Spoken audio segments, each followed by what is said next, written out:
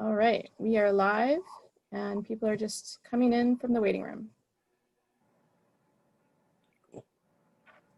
Jon, do you have anything you want to say to people as they're entering? Welcome everybody to the flagship PMSIG, the Project, Product, and Program Manager. So it doesn't, we thought about calling it 3 p.m. SIG, but then we thought, well, people may confuse, that's what their start time is on the Pacific time zone. But I didn't want to limit it to just program managers like me. I work at eBay in marketing technology as a program manager. But I'm glad to see so many people on this inaugural webinar. I expected like 3 people because this is still an experiment, and I'm not sure what the appetite is. So to have what 28 people already is fantastic. So welcome. Yeah, I'd like to add on to that and welcome everybody because it is the inaugural PMSIG. As a lot of you know, we've been hosting the QA-SIG for 19 years at Corda, and this is brand new. And it's exciting, and apparently it's pretty popular because we've had 60 registrants sign up for this Zoom meeting. And I hope that it will turn into a cool community where people can make connections and trade ideas and network with each other and really help it become something special in your career. So, and we're super fortunate to have Jon Bach as our host. Thank you, Jon. Yeah, thank you, Joe, and thank you, Shelley, as well for hosting this, for Corda in general, for entertaining this notion. This started off as kind of a joke in a way. In a talk I did last year at QA-SIG, someone said, I confessed that I was a PM and no longer in QA really, although my work focuses on quality. And I think it was Jacob Stevens who said, you should start a PMSIG then. And I said, yeah, I should consider that. And Shelley and Joe and Krista, we started talking about it and said, why not? Let's see what happens. So thank you for entertaining the idea. And I'm really pleased to have Margaret Kenrick here with NanoString technology as our flagship speaker. Margaret's initial focus at NanoString was to manage the global launch of their GeoMX digital spatial profiler. So hopefully she'll talk about that because I want to know what that is. She says the launch was a success, but with all the bumps that come with the launch. And but now she focuses on strategic planning and execution of the customer experience leadership team and their goals, and which includes working on improving cross-functional communication and professional development for multiple career ladders within that group. So her talk tonight focuses on tools like Appreciative Inquiry to understand teams and provide change management needed in the industry. And she also helped build a non-profit who built an outreach educational program for elementary school students. So so there's some charitable work in there as well. It's really good to see. So I'm eager to hand it over to Margaret and hear more about facilitating strategic planning in industry through strengths-based leadership. So welcome, Margaret, and when you're ready, start presenting your talk. Well, thank you. It's a pleasure to be here. It was an honor to be asked. I sincerely enjoyed meeting some of you at QA-SIG and getting to talk about some of the experiences I've had in industry. Today may be kind of a wild journey through the reason that I found change management so exciting and really building on strengths. So I'll tell you a little bit about myself and some of my experience and why the volunteer work really helped build some of my strengths in the industry, and I hope to continue it on. So yes, I'm at NanoString now, And I did help with, so the Geomics launch, it's a digital spatial profiler. Search Amazon. Okay, hold on. And the reason that I came to do that is that it was a really fascinating way in which we could look at cancer cells and how the immune cells interact. And so it was one of those instruments that was so amazing, in which we could allow for that interaction in the actual tissue at the way without destroying the tissue. So it was a really fascinating thing, something that I wish I'd been able to do when I was in research myself. So that was one of the excitements about coming to NanoString. But today I'm going to focus on facilitating strategic planning in the industry through strengths-based leadership. One of my focuses has always been about how can we really build that exceptional team by building in the strengths of our program, really understanding our employees and using their background, their experiences, and building a stronger team. So the agenda I'm going to stick to that I had initially set up, but hopefully it actually allows for a good conversation at the end. But I'm going to talk about the challenges first in facilitating your own strategic planning for your own team rather than going in as a consultant. That has its challenges. And then the process and application of appreciative inquiry to identify, so really specifically down into appreciative inquiry, which is my specialty. And then trying to launch and execute an actual plan. And then what does that do, allowing you for the celebration of challenges as well as your actual successes. So, okay, so challenges in facilitating the strategic planning of your own team. When I went through my doctorate, one of the big things about learning and management, and I was so excited because here I'd been at Genentech, and I had all these brilliant scientists, and I wanted to really learn how to speak with them and get them talking and working. But we were always taught more of it as how to go in and consult for a program.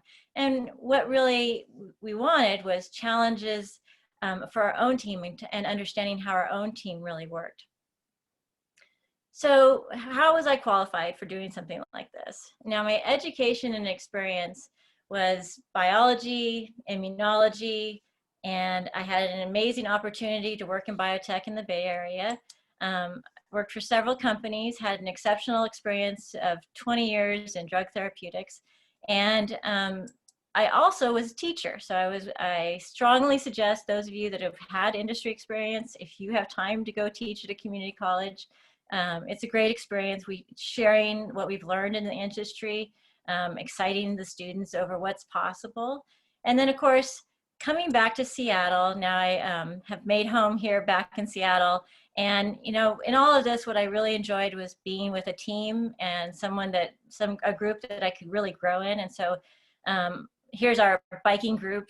We made it through a Blitter Ride this year at 50 miles, and it was quite impressive. And they've even got me out for 60 miles on the bike. So I enjoy not only the teamwork at work, but it's just a wonderful group to work with. So I became part of the customer experience group. But when I say I came back to Seattle, I have to say that some people think the most funny thing or interesting thing is I was here 30 years ago, but as a dancer with Pacific Northwest Ballet. So you're going to see some pictures of ballerinas and dancers, and that was when I fell in love with Seattle. And I swear my poor children thought that this was the only place we could vacation because I had them here all the time. This is a picture of my son with his first taste of clam chowder at Elliott Bay, and my beautiful daughter. And of course, now they look more like this. My daughter is an epidemiologist, and my son is here studying criminal justice. So, but in my spare time, when I wasn't working full time and raising these beautiful children, I was at the theater and working with my own students, enjoying getting to work, taking some of the lessons that I had learned here in Seattle about health and strength and all of the science, all the disease progression I'd gone to, and actually taking that in and working with younger students, building outreach programs, directing, bringing musicians together, building big collaborations. So we're gonna talk a little bit about that. So I want to start by what it takes to facilitate strategic goal planning. And the one thing that you want to think about is what tool is going to work for your team. And I think every team is a little different, and some of them are more comfortable with certain things than others. And there's many other tools out there. We were just talking, Jon and I, about the strengths finders, which we've done. One that's very, very well used in the industry, of course, is a SWOT, where you really talk about, what are some of the strengths and weaknesses and opportunities, threats. But of course, that's a great way to get them started. Appreciative Inquiry is another way to get them started, where you're talking about your assets, not necessarily your deficit, and where you can move forward. But it's getting them started. And that's one reason I will encourage everybody to try to go work with a not-for-profit for fun, because they need that help too, and just for that practice of getting them to talk. And trying to get a vision, a mission statement, really get them into digging when what is that primary goal? Because when you're working with a team, you really have to have that one strong goal that everybody really buys into. Of course, there's going to have many other opportunities and things that happen, but they still have to feed into that primary mission of your team to really be a truly successful team. So I've done some work with both the not-for-profit as well as with our team at NanoString. So we're going to talk a little bit about that.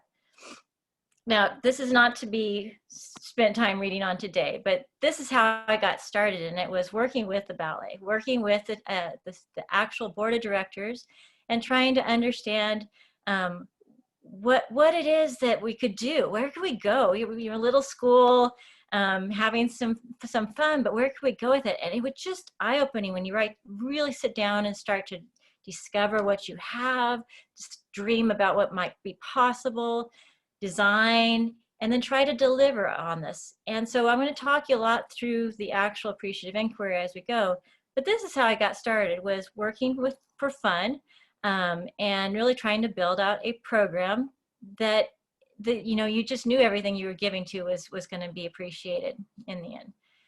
This then built into what we call a logic model, where we really look into the inputs, outputs, and one thing that's hard in our industry is to really think, how far can we go? What are some of the outcomes? Can we think about a 5-year plan? I mean, many times I mentioned that at NanoString, since we're such a new department, and people look at me like, what, 5-year plan?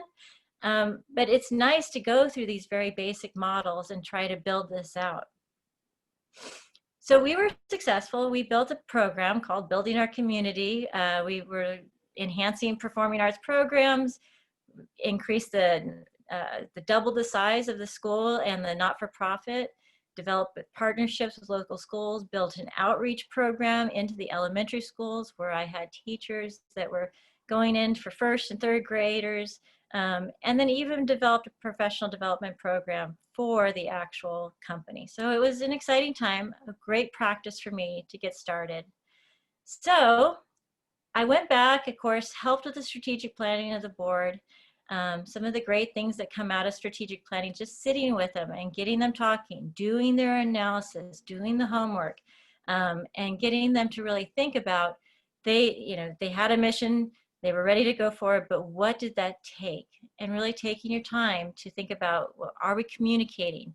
One thing we realized, we were not communicating externally. We really had found a way to talk and communicate, make sure everybody knew where they needed to be internally, but we weren't using our external stakeholders.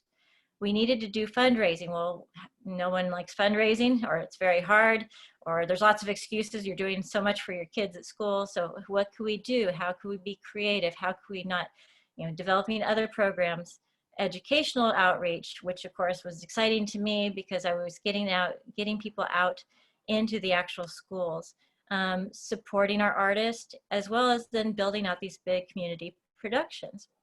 And I was very fortunate because as you start asking around, there's so many people that really want to contribute to something. And so that's where you get that experience. I had 2 ballets actually composed for me because a microbiology professor who loved composing just happened to, out of that talking and being creative and being productive, what he really loved to do was compose. And so, it was just getting that kind of feel for that.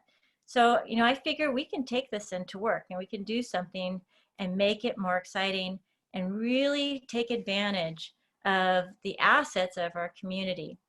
And, having taught in the community college arena, we really were working on diversity and equity and inclusion. And that really honed in on, can we learn from each other? Can we take everybody's different experiences? Because when you go into a room, all of you have had different experiences. So you want to really think about how we can incorporate that and put it into a program for our actual success as a team.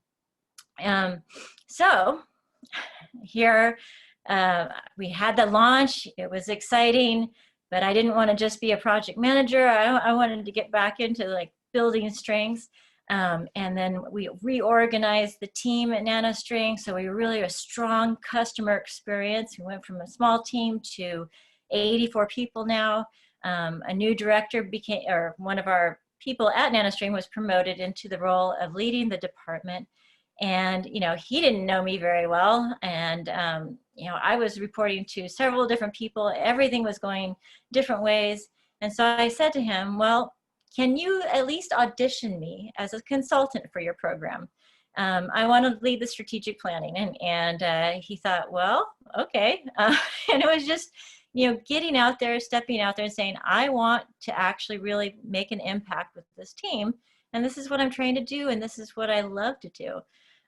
So it was wonderful. We took the leadership team to Boston, get us, located out away from, the distractions of the office. And of course, this was last year at Christmas. And so trying to figure out what we were going to start with. We started with a simple SWOT analysis. And the team had a great time. And I think that, really trying to think about the strengths that we had was probably the really strongest part, where we really realized we could optimize, and this gets back to the AI that we'll talk about at the end, is that we want to build those strengths, and so that, we can stop things that are not working and be more effective. And that's what came out of this. And then, they all went out and sang karaoke, and that was way beyond my talent. If we could do a dance off, I'd be fine, but, karaoke was not my thing. So I went back to the hotel. I did all the analysis, went through every single paper. And by the end of the next day, we had, we reviewed it. We developed a vision statement, our principles of what was going to guide us this year, and strategic goals. And then it was really nice because then we each assigned the strategic goals to different individuals, which really made a huge help for me, because I had one person to go to for each thing so that we could keep checking in. And that was a real advantage, is to have strategic goals and owners. We've followed up since then by weekly meetings with each of the leaders, as well as in a quarterly review as the CX extended leadership team. And it's been a really productive year. These aren't the specific goals, but these are some of the great steps that we took forward. So we're still working on 2 platforms, with another platform coming out. How are we going to balance the support between all the teams? Improving metrics. We continue to evaluate how we can actually report out our metrics, how we can make sure that we are communicating with each other. And particularly because this is a huge global team, and they're on sites, and even through COVID, we've still had, people moving around and trying to make sure that we were as effective and efficient as possible. And then going back to try to actually influence the product development, we wanted to make sure that we were bringing the voice of the customer back, so that the product development was truly hearing not just, the frustration or the happiness, the extremes, but hearing this consistent of what was happening, how can we improve, how can we actually influence what's going forward. And then, as you mentioned, the career ladder development, we have engineers, we have scientists, we have all these things coming together. And so really trying to make sure that that was a priority going forward. And it's been an amazing experience. I've really enjoyed working with the team, but I had a lot of lessons that I had to learn. So one So I suggest practice, and that was the best part of the volunteer. Not that I got to go back and work with the ballet team, but more that it gives you good practice. You learn from the experience, and they greatly benefit from the exercise. I mean, these small groups don't have time to actually go and do the project managing, and it was cute because now that I'm up here, I actually last year spent every other weekend flying home to help them, and so that has stopped. I have handed the torch over, but you know, they don't have time to think about the project managing if they don't have that expertise within the board of directors of themselves, or whatever the leadership team is of these organizations. So you're doing a good thing when you go out to practice. Another thing I learned, because I was, you know, out there, I would say I was even scared to say what I was going to do because I didn't want to be told no. That's a big problem with me. I don't like to hear no. And so one of the things I learned is to have a clear project plan for transformational change. If you're going to try to get something to change, but even if you don't know what that change is going to be, you want to give them a plan as to how you want to attack it. What kind of time are you asking for? What time of effort or assistance are you going to need? So, and then I'm seeing something tag, I'm not sure. But the other thing is to educate your team on the tools that you're trying to use. What I mean by that is, you know, with the appreciative inquiry, I kind of jumped in, and that's what we're going to talk about in a minute, but you want to be able to help them get excited about what we're going to do. And then finally, be your cheerleader. Be the cheerleader for your team so that it's so easy when you get so busy that you deprioritize career ladders, or you deprioritize the other work. So if you can be that person to continually make sure that it comes to the forefront of your team's mind, then it is a way to keep those strategic goals from moving forward. So again, my expertise was in appreciative inquiry, and we call it the 4Ds, or sometimes it's the 6Ds, and the Ds tend to change a little bit, but the idea is still the same. And so the idea is that we're going to really identify the team's strengths. And I love the way they call it the strengths-based movement in American management. And of course, credits there for the original work. And it's really exciting to get to be, I don't want to say it's just positive, because really, as my son says, I'm being an investigator. I'm trying to find out the best ways to actually make my team work more, you know, efficiently, effectively, and hopefully happier. So appreciative inquiry, this, you know, being the artist and the scientist, this is where it really hones in on for me. It's creativity, being excited about what you do, being creative about how do you get around something, how do you make something work when you don't think it can, how to be more productive, how to build those relationships. And of course, you know, this is where agile in our industry kind of stems from, in the sense that, you know, when I worked with a software team back at in one of my previous works, you know, it was amazing to see this team of different software developers, testers. They worked together, so when a problem came up, they all had their specialties, but they were able to really work together and assign different things so that they could move each day to the next step, and that's really important. But when I first presented it to a former manager, he said to me, "Are you sure this really works?" So, you know, I always come up with some examples that I find online, and the BBC is one. Their program that, using appreciative inquiry, actually created this program called Making It Happen. And their culture was, you know, had some stress to it, basically. And it's funny because when I first presented it to my current manager, he's like, I took this slide out and he says, no, this is information I want to see. And what he was really impressed by was, it was 6 months of appreciative inquiries, 200 meetings, 10,000 employees, and, you know, so many ideas that came forward. It was 98,000 ideas generated.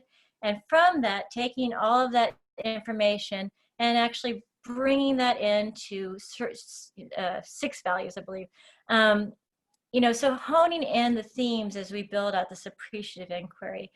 And then another one that you probably have seen is Walmart. You know, they always have these commercials about sustainability that they're driving forward, and Amazon's doing it, but it came from appreciative inquiry. How can we take the strengths of what we have and use that?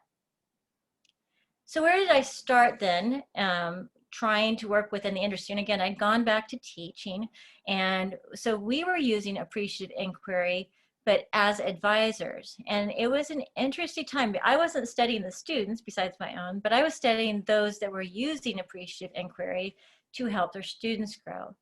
And so the first D is really about disarming in that sense, because their students aren't used to you. They're not used to talking to you as a person. They just, you know, they come in, they need help on the homework, but really disarming them so that they felt comfortable coming to you for the actual discussion. And then discovering some of their experiences. And that's where really we dig in our industry, is how can we discover experiences that each of our employees have had that could actually maybe add to what we're doing, because that's the collective knowledge that we can share.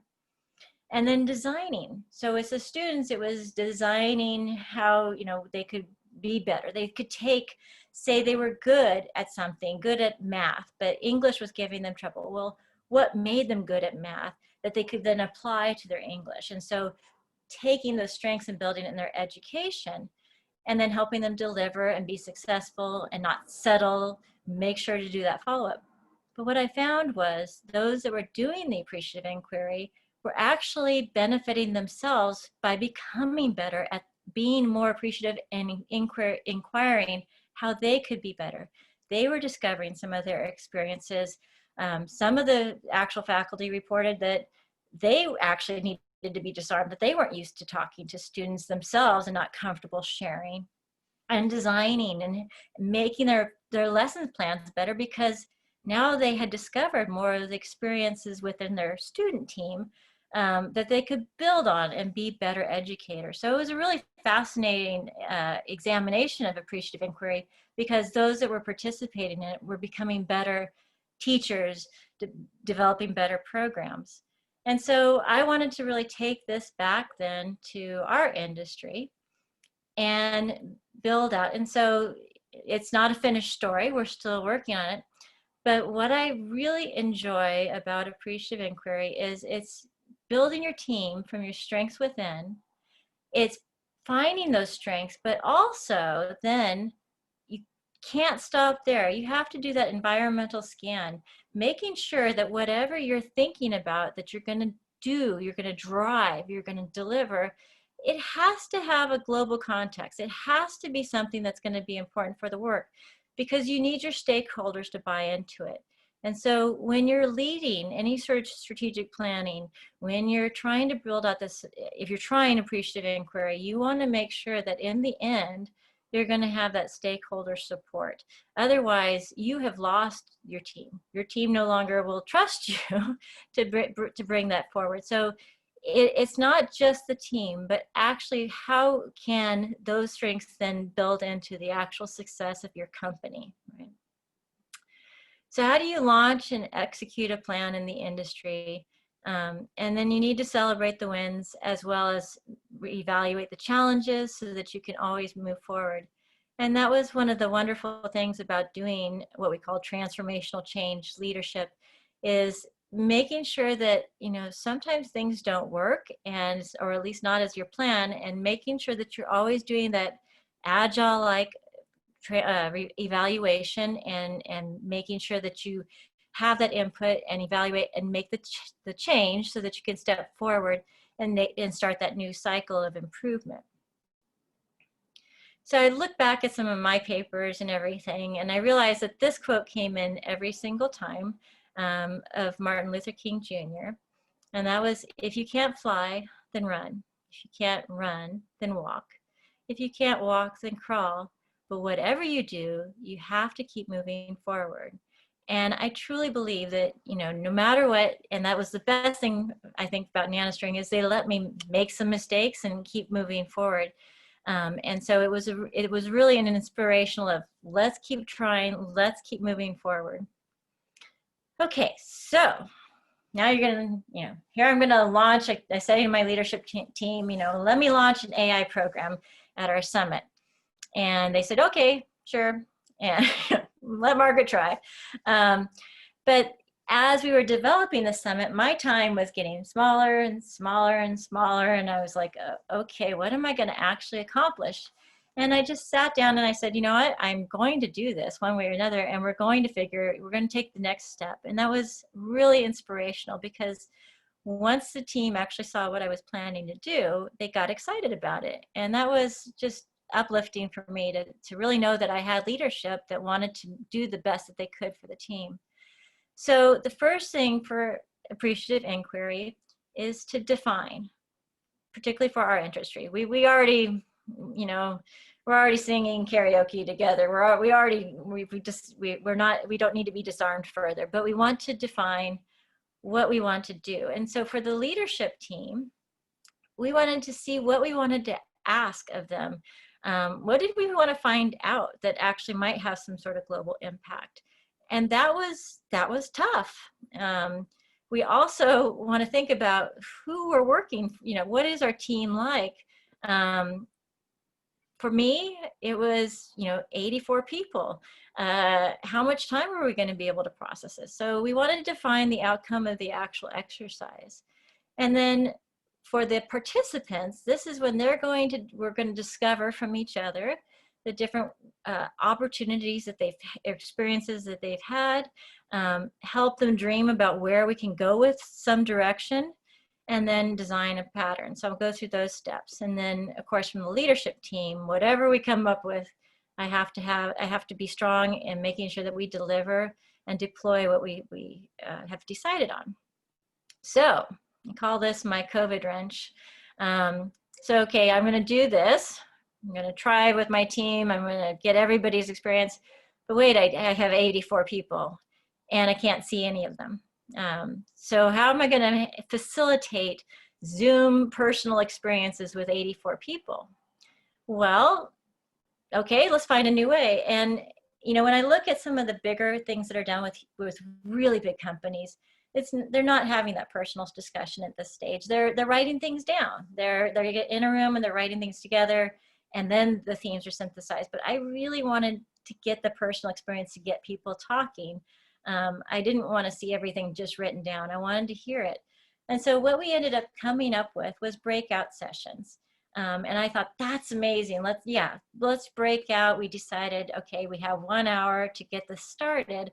How are we going to do this? And so each of the members of the leadership team said, well, some of them were voluntold, but most of them volunteered to facilitate an actual session. But I had to realize that not everybody is me, obviously. I had my strengths. I was quite the teacher. I talk a lot, and I think that's how I ended up being asked to actually talk today. I love hearing people's experiences, and I don't mind asking, and and it was just so much fun to actually get to work with people, but not everybody was comfortable with it. So I had to teach facilitation. How are you going to ask about people's experiences? The other thing that was a huge challenge was, what was our topic going to be? We were already working on career ladders, and so asking them, what was the greatest part of your professional development, or what did you really enjoy in your education, we were already trying to deliver something. And so, maybe not this round, maybe that's not what we wanted to hear. The other thing that got confusing, which was really interesting, was I said, well, what if we asked them about, what kind of mentor they like, or who inspired them? And that went down an interesting rabbit hole, in the sense that, they were like, well, wait, if we, ask them about mentoring and we don't give them a mentoring program at the end, what have we done? And I'm like, whoa, that's not what I was hoping for. And I had to really take time to reflect back as to what I had asked them. And so what I was trying to get to them is, what kind of leadership inspires the team that we have? What could we do to make them better? What is it from their experience that has charged them up, that has got them excited, that has felt that they've been inspired to do the next step? And so the leadership team was okay with that. If we didn't focus on mentor, but actually like leader, somebody that in their experience actually helped them, drove them. And it was interesting. And so then the leadership team said to me, well, Margaret, we have to practice. And I was like, oh, cool, that's exciting. And it was good. And what we did was, as a leadership team, I asked them, I facilitated the actual exercise. And again, making sure that I was very conscious of time. I think it's very important that, you know, we really watch our time management while we're doing this. But I went with each team member and we talked about who inspired them or who was their leader.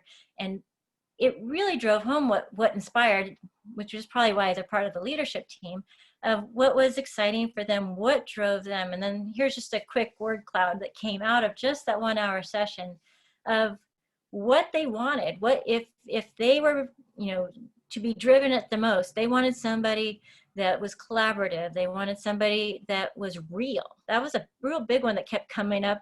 They wanted somebody that had a joy for life and excitement, that gave them good feedback, that was relentless, that pushed them. And so you can see what actually drove our leadership team to become the leaders that they are. And so what we're doing with them is then each of these leaders then did a session with their actual breakout groups.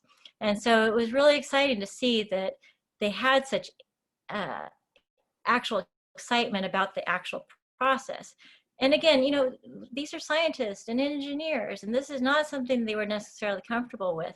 But if we're going to be managers, we got to manage, we got to be that manager that our employees need as well. So this is what I did for each of the leadership team members, is helping them with the facilitation.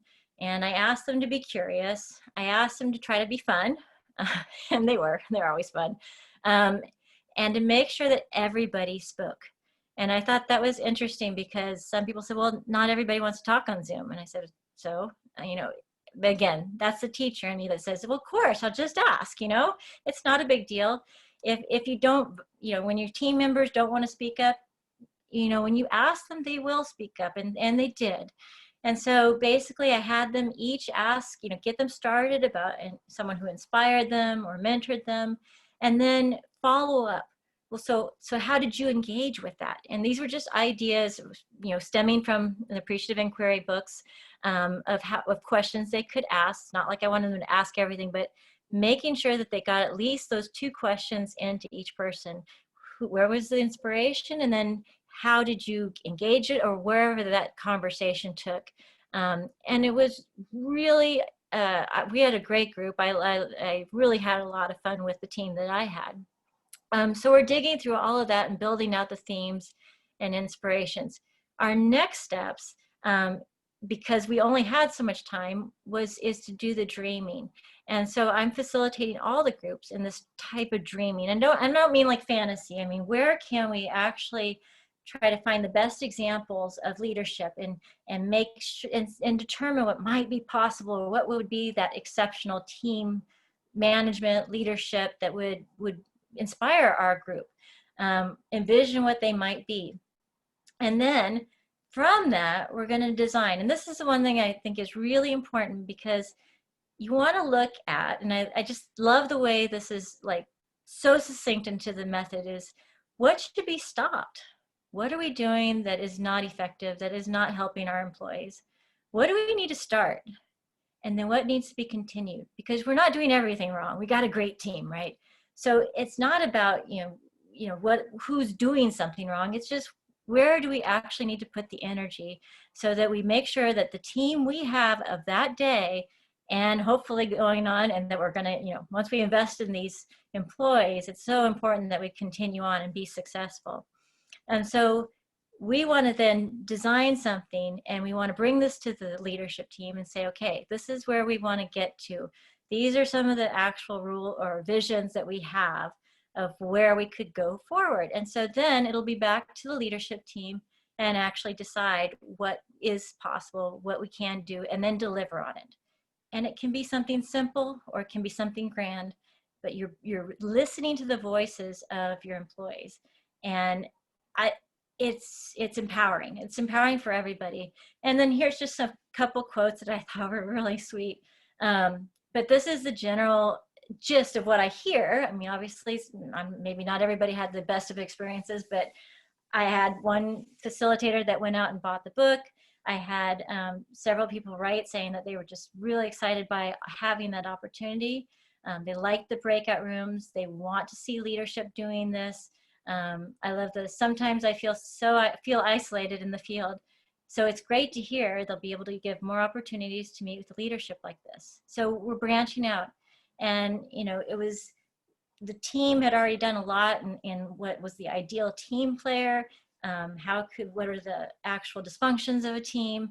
And then going forward, you know, as a manager, we need to get in and be a part of the team building. And so that's what I'm seeing. I'm seeing they want us. They want the leadership team to be there and hear them and be a part of their growth, which is hard for a company that's growing, you know, and there's always going to be those growing pains as you get bigger. And so you have to think about your management structure and how can you continue to actually really appreciate the strengths of your team. It was fun over the weekend. I just had to grin because, you know, one was reaching out and taking a LinkedIn class on Appreciative Inquiry. And then I've had several people offer to go ahead and help facilitating going forward. So I thought it was really inspirational that it's something that they found of value. And now I have to make sure that it becomes value. So the challenges I must embrace is the time. I need to make sure that, you know, our management is okay with the time that we'll spend in doing this and the commitment, and make sure we deliver. So the story will be to continued in working with the team and growing out how we can be a better leader for the team that we have. And I think that's a really important thing to do. And it works. So back to the ballet, we had a lot of wins and it was amazing. And again, this is a volunteer organization. It's got a lot of different challenges than you have in industry. In industry, you can hold people accountable. In a volunteer organization, they just walk away if they get bored, you know, and you're left holding the position. So you've got to keep them even more inspired. But we had 10 consecutive years of grants by the city of Benicia that sponsored our summer program, so that the kids had 2 weeks of summer sessions that were sponsored, community production with live music. Valero then stepped up for our outreach program several years in a row. It was really in touching. One year I got up and I didn't even recognize the mother, and she said, you know, Margaret, the reason that she had nominated me for the grant was she said that when she'd lost her job at one point, and you know, she reached out to see if her daughter could continue dancing. And of course I said, yes, of course we do that. You know, we'll move forward. We're supporting everybody. We're going to make it all accessible. And so because of that one thing I did, which I would have done for any student, you know, this was what brought us forward and brought us that grant. I was then awarded with the company the proclamation from the city of Benicia by the mayor. And we were able to then continue live music for all community productions. And so it works. It works to really find the strengths of your team. It's not easy to be the facilitator. There's a lot to learn. There's a lot to practice. You know, again, with me now, I'm working with engineers and scientists, and this is not something they really think about. But once you get them going, it's really inspiring to hear and to be more productive. And it's been a really wonderful experience working with both teams. And of course, now that we're dealing with COVID, it's a whole new game of being creative, being productive, and really building from the strengths that you have. So thank you so much for inviting me, and we'll open it up for questions. Awesome. Thank you, Margaret. Fantastic. Some really good takeaways. As we open it up to questions, so just raise your hand if you have a question, and then we'll get you in. I want to kick off with the first question. Engineers and scientists, I consider myself a scientist in a way at eBay. We tend to be critical, right? Or there's this inquiry that can be acerbic or sharp and focus on the negative Like, what are we doing about this? Or what about this problem? So how do you balance the criticism, the people in your sphere that embraced appreciative inquiry, but just naturally pivoted to their more critical sides or focused on the problems instead of the benefits? Yes, that's an absolute good observation, and one that came up immediately because I was working with the facilitators and they said to me, well, actually they suggested to each other when I'm trying to like focus in on the strengths and everything. And one of them said, well, I know how you can get them started, particularly the field service engineers. Ask them what they didn't like about a mentor. And I'm like, no, we're not going to the negative. But that was interesting because that was the first thing that came out was, let's find the mentor we don't like. And let's then try to figure out what was wrong. And that is something that is absolutely, there's certain mentors in my life that, you know, I was able to flip their focus was the opposite of what I became as a teacher, hopefully. Hopefully my students agree. But it was interesting because, and I think that was what inspired me so much was I was hearing so much negative. I mean, these people are out in the field, they're in front of customers, things go wrong and they're supposed to be smiling. And so everything that was coming back into our WhatsApp and everything was so negative that I had to really try to drive that and bring the positive forward. And fortunately, the leadership team, I think they saw that as well. And so trying to stay positive and not to discount any of the negative, because that was really important too, to bring all of the whatever was negative in the field, make sure that it had an avenue to be expressed, because the first thing I heard when I came was, we're tired of talking because nobody does anything about it. And that just was like, no, I can't let that happen. And so that's still something when I hear that, it's like, oh, that's time to step in. When people feel like they don't have a voice and things are just so bad, why say anything? That's when management has to step in and really make a big impact. Yeah, in the moment, one thing that I've tried when using appreciative inquiry, and there is some negativity, is I write on the whiteboard or a flip chart a parking lot. Like, we'll get to this. Like, we honor that right now you want to do something, bring up something critical, but let's put it on a list, and then we'll get to it. Right. You know? So in the moment is still that when if I remember the parking lot, then I'm safe. But otherwise, it can be kind of deflecting and deflating to have somebody come in with criticism and without dismissing them, because you want to honor their sentiment. But Absolutely. There needs to be an avenue for everything. They need to be able to be heard, but also to make sure that this particular practice is about the strengths, so that we can, otherwise you're not valuing the strengths either. So that's trying to keep them focused on it. Cool. Okay, the floor is open to questions. I'm looking in to see if there's any hands raised or open questions. I don't see any yet, unless I'm missing. There we go. Also, people can ask questions by typing into the Q&A box or into the chat box. If you feel better doing that, you don't want to speak, that's fine. That works as well. So. Oh yeah, I'm happy to verbalize your question if you want to stay on mute mode and just type it in. So while we're waiting, okay, here's a question from Nathan. For Zoom and virtual meetings, what's a good rule of thumb for maximum participants in breakout sessions?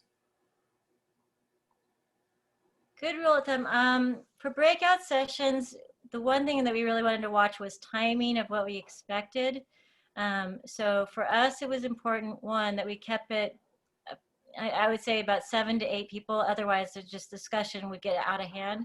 And then also having that facilitator that was trained. I made the mistake of really not understanding that they needed that rehearsal, that they needed that practice of being a facilitator. And so those that actually participated and were trained to be a facilitator for the breakout rooms, they were quite successful and stayed very positive and understood the importance of like kind of sticking to the script of questions. You know, and also ensuring the norms, making sure that they're respectful. But honestly, our summit was 4 days, 4 hours a day, and I was really impressed with the behavior and support and actual engagement of everybody. So it was also important because we were giving them a voice, and they took the opportunity.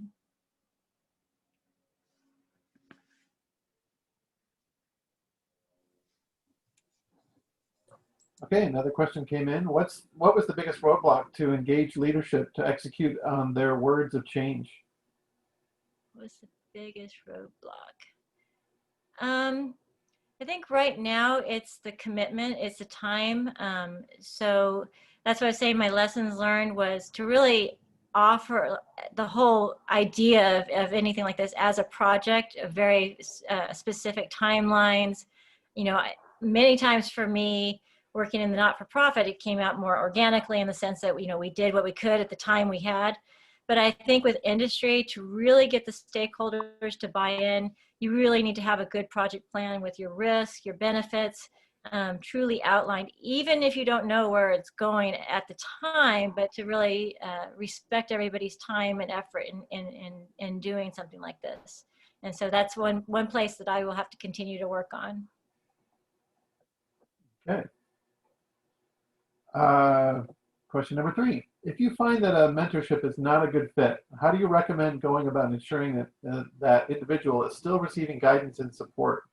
Is it recommended to seek why the partnership seems to be off and work through that, or is it better to find a new match for the person? Oh, that's a great question. I guess it depends on the engagement. I would say I was, when working with teachers, at first there was a couple that were very, very put off by the idea of mentoring a student in a specific case. But when they were engaged, when they really wanted, the relationship tended to work out. I also, so one is, what are you going to commit to this? And I think a lot of times, we have other priorities that come up. And so if it's not part of their prioritization, then it's not a good fit. But the other thing is, what does the person really want to do? And sometimes, in that discovery mode, you realize that maybe there is a better fit out there and being a good mentor is helping that person find the right person to connect to. I think my manager is fantastic, but he doesn't have where I want to be the next fit. So I'm looking for the next mentor that's going to help me move to that next place where I want to be. So in being, if you're engaged with somebody or you're trying to mentor something and you're moving them forward, you may not be the right person for them. And so to help them engage otherwise. And the other thing is, if you are the mentee and you're feeling like, I'm not with the right mentor that I need, it doesn't mean that it's bad. It may mean that you just need to expand and find that other avenue or practice where you feel that excitement. I teach a whole unit on stress, and one of it is like feeling empowered to make that decision. So reach out and find that right mentor and talk about it. And again, you're going to learn from everybody, so it's not a bad experience. It's more of finding the right one that's going to inspire you to your next position. Awesome. Okay. Let's take a live question from Mickey. Welcome, everyone. Can you hear me okay? Yep. Oh, great. My humble apology for being late. I was coming out of one Zoom. I've had meetings all day. It's a critical day. So my apology. I don't know where to begin with the question. I'm out of context from all of what you talked about, but I'm glad to be here, glad to be a part. This is the first, and it's the tail end of on this first, but I will be here for the group. Everyone. Awesome. Yeah, it is being recorded, Mickey. So feel free to, we'll send out a link afterward and you can see what you missed, but we're glad to have you. So welcome, no matter what kind of day you've had. We hope we're glad that you landed here at the end of it. Thank you so much. Let's do another live one from let's see, Haz. There's also an anonymous one too. Yeah. Hey, can you hear me? Yeah. Yep. Okay. Hi. Just a general question. So they say that, roughly about 90% of projects do not finish on time or on budget. So based on your experience and when some of the challenges that you faced, where would you say you fell within that spectrum? Let's see. I guess I think projects always evolve, and I think that, the idea is to get a project plan out and get it out there to be evaluated. And so, yes, I have one that's now going over budget, which I had hoped would not. And it was interesting today because I was working with the team and I was like, no, you don't need to apologize. That's not the point. The point is that we want to be honest and really tell us what, because basically the consequences that come down the line when something goes over budget or past time. And I saw the angst that was working through there, because one group was pushing another group time-wise and we were losing space, and now we weren't going to have the revenue. So, bringing it in and then, having to make sure that maybe you need to change the scope of the project. And I don't mean to just make it smaller, but make sure that, where you're going with it needs to be reevaluated.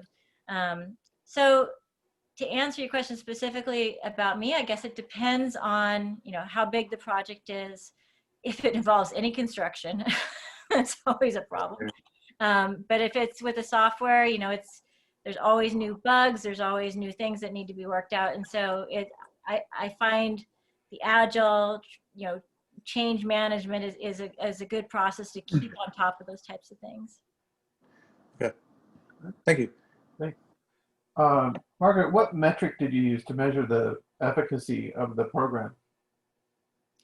Well, it depended. So right now I'm still working on the Appreciative Inquiry with our teams for the Appreciative Inquiry at work. It's ongoing, but for the strategic plans, what we ended up doing was each team, so we have our principal application scientists and field and just so many teams. So each one is actually producing their own dashboards now, so that following each of those strategic goals and reviewing them each, the progress, what we've come up with is that each group will now have their own dashboards of their metrics, of their successes, and so that there's really that good communication for each group. And that it's exciting because then we're really tracking the actual success of the actual full customer experience. Yeah. Okay. There's one. Sorry. Yeah. Go ahead. Oh, there's one back onto the mentoring about being an introvert. And I'll assure you that I was a very shy, stuttering young girl. And of course, dance was great for me because I didn't have to open my mouth once. And I just had to start realizing that I was going to make mistakes. I was going to stutter. I was going to say things and put my foot in my mouth more than once, or let's say more than a dozen times a day. But, stepping out and asking the simple questions of, introducing yourself, telling the person, what you like about them and asking for, some guidance. And honestly, many people want to share their experience. At least for me, I want people to learn from my experience. I'm not shy about sharing the experiences because if I can help make someone better or make them less afraid, then it's another win for me. So don't be, it's okay to ask for help. It's okay to step out of your comfort zone. You never know what you're going to get out of that. So I hope that helps. Okay. This next question is somewhat related to the topic of the negativity, addressing the concern when someone said they were tired of talking because nothing ever changes. What commitments did you get from executive leadership before leading the team to minimize the risk of developing a plan that can't be executed?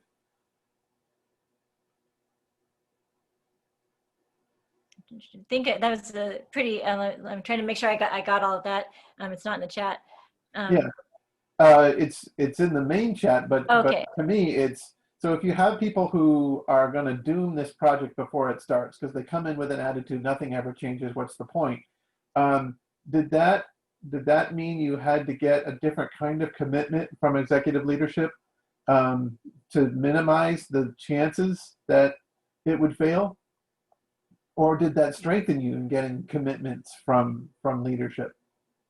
No, I think that's great. You know, it's again, you get a lot of negativity. I think that what we have to commit to is making sure that that negativity or those concerns, the reliability of an instrument, the frustration in the field, the communication, that there is some sort of way in which we can address that. And fortunately, I have a great leadership team right now that does that. It's probably one of the strongest customer experience teams I've seen, in the sense that they want to make sure that everything is heard from the field.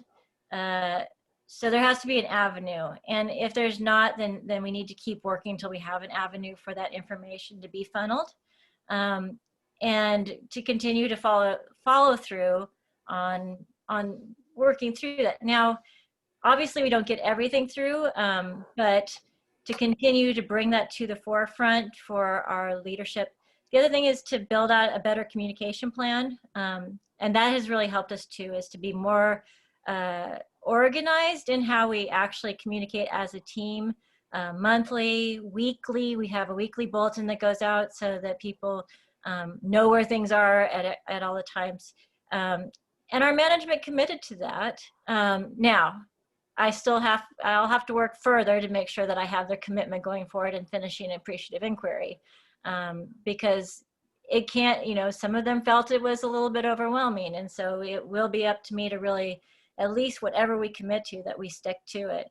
And again, it helps to be the cheerleader in the sense that you want to drive their participation, because it is so easy for things to fall through the cracks. So once you commit to strategic goals, you need to stay on it. You need to help them make that a priority, or it will fall through the cracks. And sometimes you have to do a lot of the work yourself too, just to keep that organized.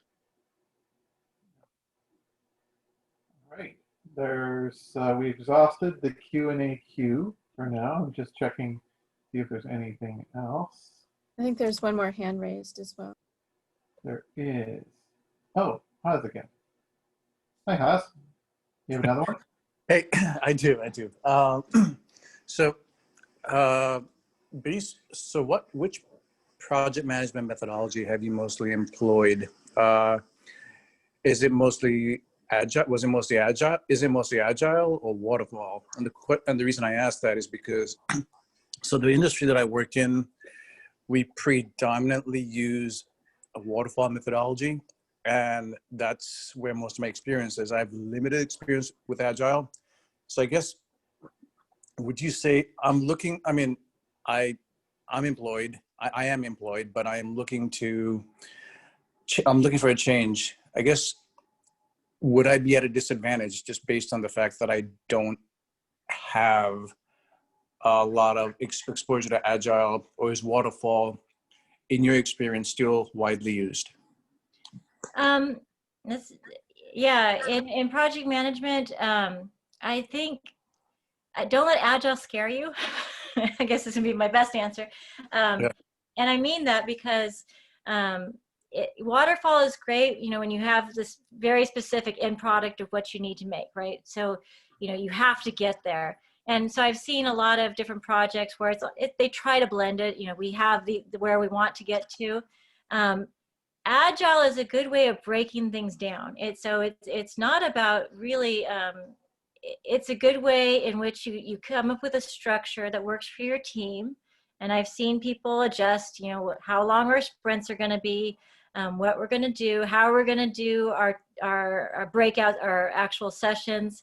Are we going to have a Scrum Master? Are we going to? So there's different ways to incorporate, to learn the Agile way, and not that you have to be that Agile leader, but to incorporate that. I wouldn't be afraid of it. I wouldn't be afraid of learning more about being more agile in the work and setting that kind of reflective change management. So change management in and of itself is where you're always cycling back and looking and evaluating the situation and moving forward and making changes as needed. And I think that was the most comforting thing for someone like me who likes to like go out, try, and then make mistakes and learn from them, is that you don't have to have that ultimate, you know, at the end of the waterfall in your process. Yeah. Okay, thank you. And with that, I would like to thank you again, Margaret, for appreciate you, I should say. I should appreciate you, especially in this time of COVID when there's so much negative and stress, negativity and stress going on. People working from home, long hours. People are logging into Zoom to get their work done. And here's yet another Zoom call. And this is, I couldn't imagine a better talk to kick us off. So thank you, Margaret. There was one comment from Nathan, and he's right. He's talking about being a Scrum Master.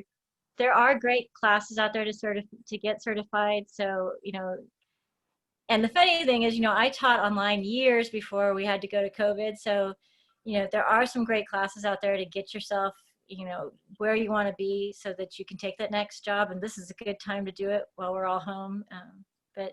And thank you again for allowing me to talk. It was fun to share. It was fun for me to review some of the work I'd done. So, you know, I appreciate everybody's time.